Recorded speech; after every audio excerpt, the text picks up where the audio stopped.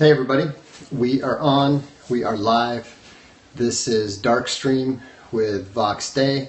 That's me, voxday.blogspot.com. Some people have suggested that I talk about sweet nothings for a bit while people log on. I think that's probably a reasonable idea. So yes, I'm still hyped. I am not at all tired of winning. In fact, we'll have a shirt. We'll have a shirt relating to that soon, crypto fashion. But yeah, I'm so high energy that we actually finished 3 Castalia House books today. We finished Do We Need God to Be Good by a world-renowned anthropologist. We finished Daughter of Danger, the 4th Moth and Cobweb book by John C. Wright. And we also finished volume 1 of my collected columns. So 2 books, 3 days. You know, that's high energy. And of course, and I would love a Gophers hockey shirt. Actually, one of my favorite baseball caps was a Gophers hockey baseball cap for some reason. We are so getting the Trump Slide 2020 t-shirts made. They're already in the works. So. You know, I mean, I love watching this madness, and that's what it is on the part of the left. This is total and utter madness. And it's not only in the States. There are tens of thousands of people in Great Britain who are out demonstrating and just making complete jackasses of themselves. They're trying to deny the God Emperor a state visit to visit the UK, which is just, I mean, absolutely insane. On what planet, are you going to say, yes, we're a small country out in the middle of the Atlantic. You're our most important trading partner, but we're going to say that you can't come here, even though you've got enough nukes to basically turn this place into Atlantis. I mean, on what planet? I would love. Here's what I would absolutely love to see the God Emperor do: is say, you know what, Britain, fine. I'm not coming. In fact, I'm going to go visit my friend Vladimir Putin over in Moscow, and then just ignore them.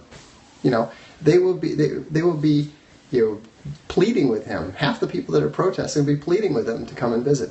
And the fact is that, like all these things, it's just the left. It's just the left. They took a poll and of people in England, and plenty of people in England support what they call the travel ban. Most Americans support the travel ban. Only 33% of the people in the United States are opposed to what he's doing. Now you wouldn't know that if you read the paper, because of course the paper is exactly what Steve Bannon says it is. The media is the opposition party, and so. The whole thing is just insane.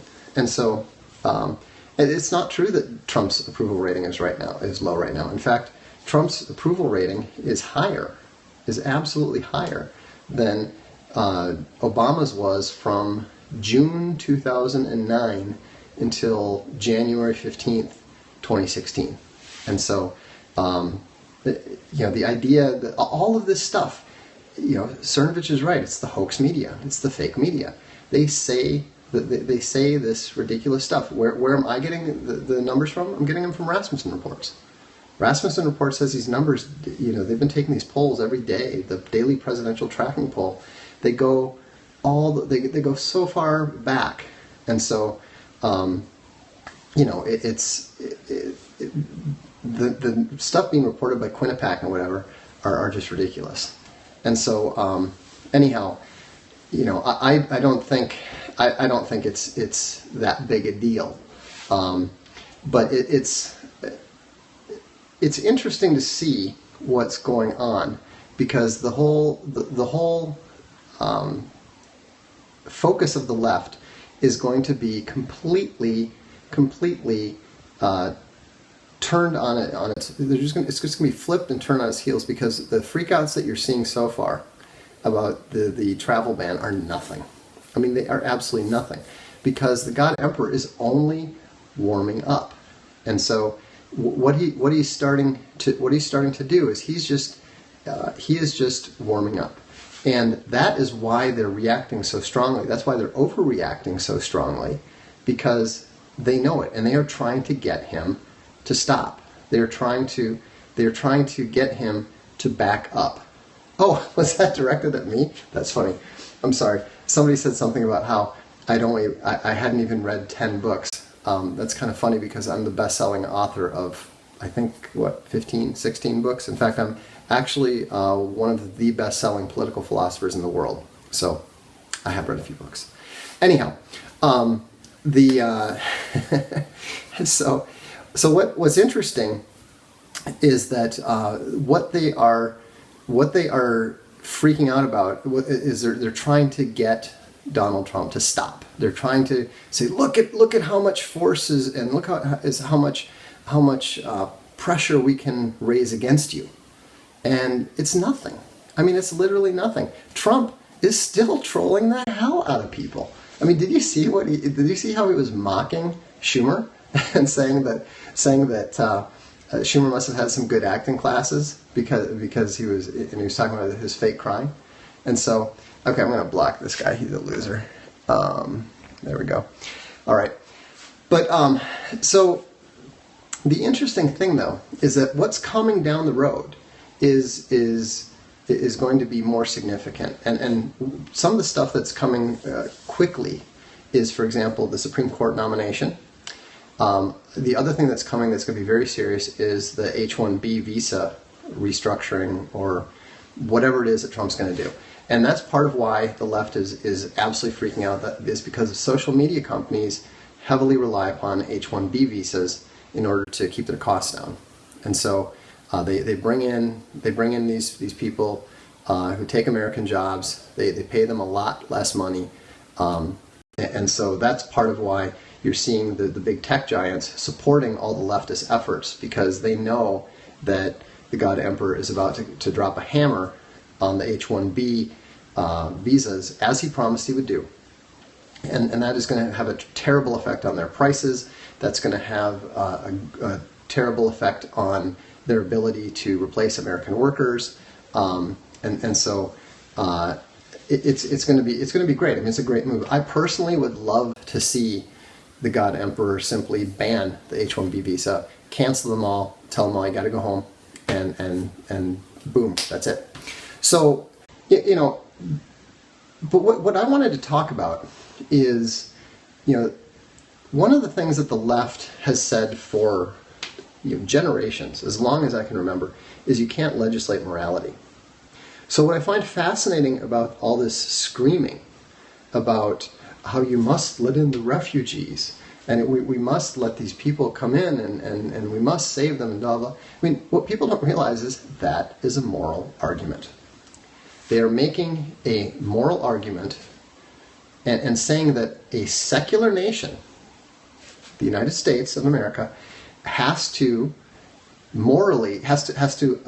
obey this moral imperative in order to it has to pass laws based on a moral argument in order to bring these refugees in.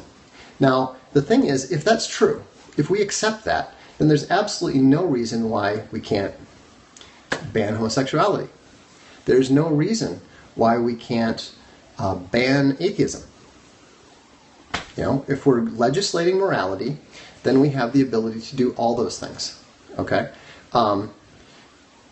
Somebody said religion has nothing to do with morality. That's not true.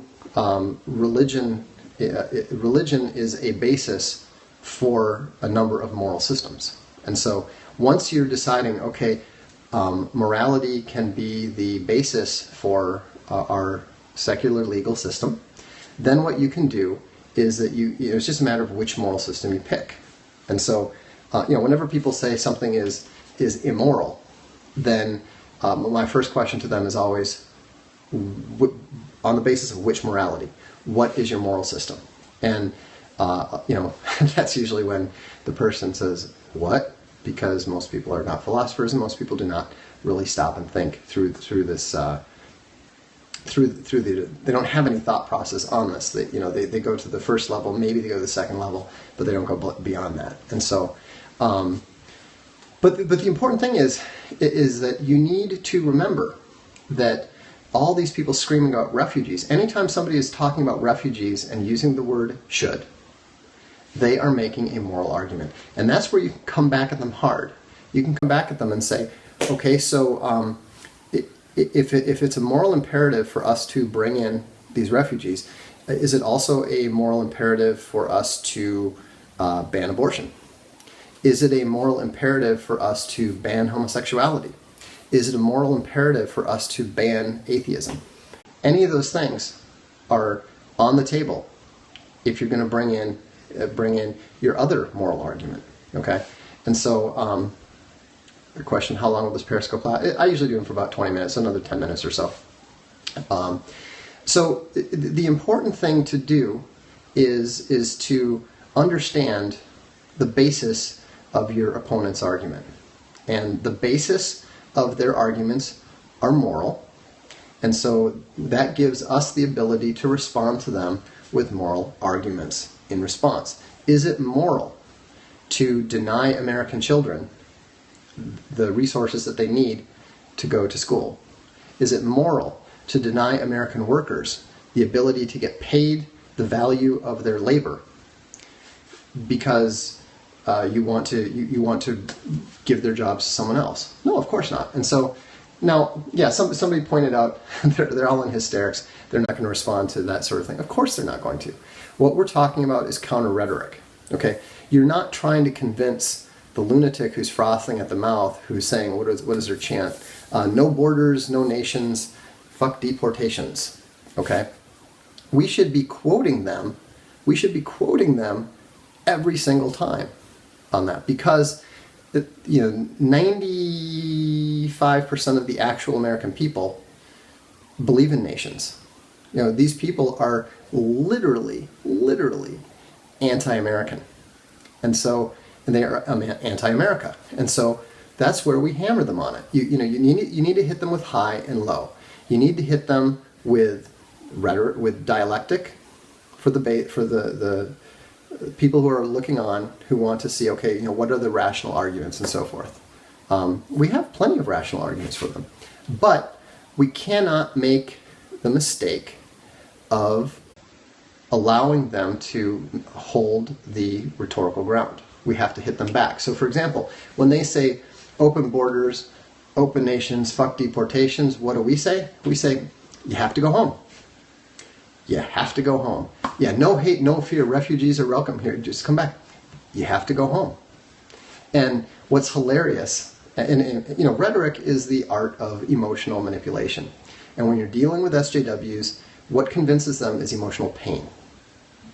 And so whenever they feel pain, that their mind wants to avoid it, and so they will actually switch their opinion, thinking the whole time that they are rational. But what they're really trying to do is they're trying to avoid the emotional pain. And so the way that you convince an SJW is you hit them hard. Just hit them harder. It doesn't matter. I'm talking rhetorically here. You hit them harder, and that is what will convince them. And so, what's hilarious is when you get someone who is they're doing the whole no open borders, no nations, that sort of thing. You say you have to go back. They will immediately respond, "I'm an American," whatever. It's best if it's like a white male American, whatever, and you just say, "Hey, you have to go back. You don't belong here. No borders, no nations. You should be in Venezuela or Peru or whatever." The point is, it doesn't. Here's the thing: it doesn't have to make sense. These are not rational people. These are not coherent people. Okay? What you're doing is you're speaking in their language of emotions. Okay? You are speaking to them at their level. See, what a lot of people don't understand, a lot of you probably don't understand, is that they think they are affecting you. they think that they are triggering the emotional responses in you that they feel themselves when they say that. So so they're getting all fired up by saying, oh, no borders, no nations, and that sort of thing. That makes them feel a certain way, and they think that they're going to make you feel that way if they say it. And so it doesn't work on us because, first of all, at the emotional level, we have different triggers. There are different emotional reactions that we have, and so their rhetoric usually doesn't work very well on us.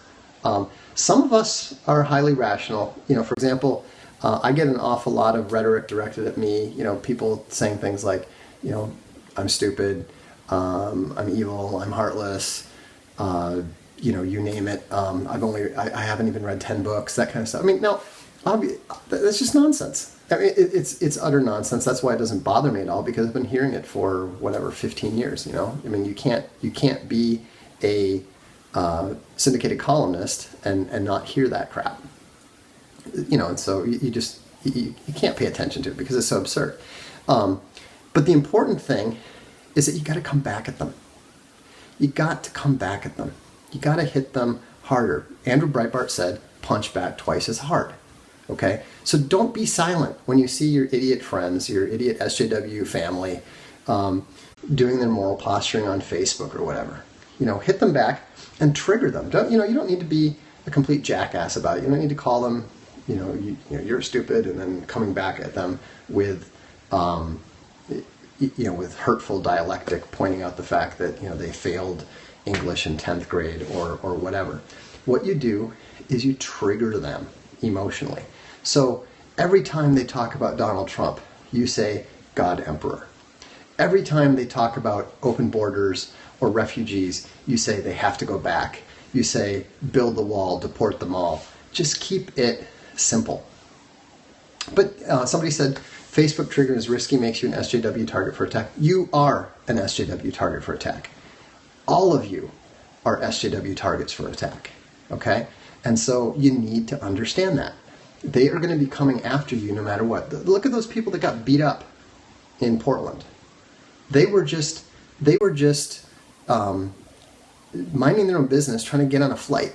They tried to walk away, and they couldn't. And so you're not going to be given the option of sitting by peaceably. Okay? If they wanted peace, they would not be trying to push it in your face on social media. SJW is a social justice warrior. Actually, let me segue for a bit. If you want to know more about this, I wrote this book last year. I'm actually working on the sequel right now. Some people had sent me some email saying, "How do we?" Let's get rid of this guy too. He's an idiot. Some of you have been asking, "How do we help you?" or "How can we support you?" and that sort of thing. And so this is a good place to start. SJWs always lie. Read the reviews. You'll see why people find it useful. It's basically written to be a SJW survival guide. There's actually a free PDF, free 8-page PDF saying if you're being attacked by SJWs at your work or at your school or whatever, it's free at voxday.blogspot.com. Just go there, pick it up. Also, if you have Kindle Unlimited, you can download it for free. But I would highly, highly recommend it. Not because I wrote it, but because I experienced it. I got kicked out of. Not really. I won't bore you with the details, but basically, I had the Science Fiction Writers of America come after me, and so that and Gamergate inspired the writing of this book, and so. So because I have this experience, I thought, I'm not the only person. I'm not the only person who has experienced this. I looked at people like Brendan Ike. I looked at the people like Sir Tim Hunt, and it was the same thing every time. The same attack, the same tactics, the same attack structure, everything. And so I thought, I'm a game designer. I'm very good at recognizing patterns and that sort of thing. So I recognized the pattern, worked through it, And so, and I've gotten hundreds of emails from people saying, hey, I got in trouble with SJWs at work or at school. You know, I read your survival guide and ended up with a much better outcome than they might have anyways, than they might have had, because, you know, it helps you avoid making mistakes like apologizing, resigning, doing all those things that they're trying to get you to do. So anyhow, you know, so if that's something that you know, if this is something that you want to support, that's a great way to do it. You know, check it out. Why do you have more of a right to America than they do? Well, anyone who is a American has more of a right to America than someone who is not an American. And America is a nation. It's a group of people. You know, the French have more of a right to France than anybody else. The Israelis have more of a right to Israel than anyone else. The Germans have more of a right to Germany than anyone else. Okay? And so, you know, that's why I mean, that is the whole point of nationality. And so, the important thing, you know, in fact, that brings us to this other book. If you want to get into that, I and another American Indian, John Red Eagle, wrote a book, Conservative. It's called How Conservatives Betrayed America. And, you know, if you want to know why I'm alt-right, if you want to know why the alt-right is inevitable, this is a good book to read, because it will tell you all about the lies of the melting pot, all about the lies of the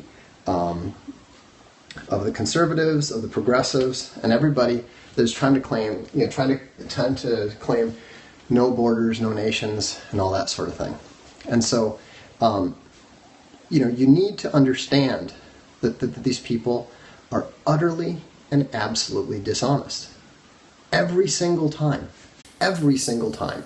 You know, I mean, it doesn't matter whether you're talking to cucky Christians about the Bible. It doesn't matter whether you're talking to hardcore leftists about IQ.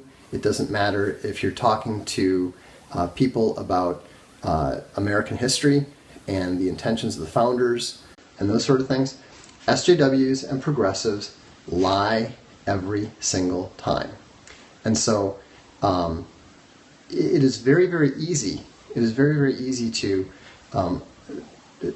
expose these lies, and that's what I think that that's what, you know, we have to do. We have to stick to the truth, and don't be afraid of this violence ramping up. You know, we're the ones with the guns. We're the ones, you know, the U.S. Marines and the National Guard, and, you know, the people who own the 300 million guns that are owned by people are you know, around the United States. Those are the people that are in our side, on our side. And so if it's going to go to violence, then if it's going to go to violence, the right wing is going to win. You know, even the civic nationalists who are concerned about the rise of the alt-right openly admit that. And so the important thing is, don't be afraid, don't back down, and hang on, I'm going to nuke this guy. He's doing a lot of posturing here. Okay. So anyhow, so to remember that's the thing. Whenever you're running into the rhetoric, just tell them you have to go back. Doesn't matter who they are. Doesn't matter if it makes sense. And make sure that you are aware of your surroundings, aware of who's around you. You know, don't be like those people in Portland who think they're going to be left alone. You're not going to be left alone. So, oh, and just an answer to one question. The gym rearrangement went pretty well. I'm happy with it. I like the new weight benches. I like most of the things. They did get rid of a back exercise machine that I really like, and I'm not crazy about the cable pull replacement for it, but you know, it's all right. So anyhow, thanks very much for coming. Remember, oh, and here's a book. Yes, would I suggest a book or an article for an atheist who wants to believe? I would recommend Do We Need God to Be Good by C.R. Hallpike. That will be out very soon. And then I would also recommend my own The Irrational Atheist. That would also be a great book. So anyhow, thanks very much. I'll look forward to seeing you probably tomorrow. And yeah, go out there, trigger some SJWs. You know what to do now, so get out there and do it.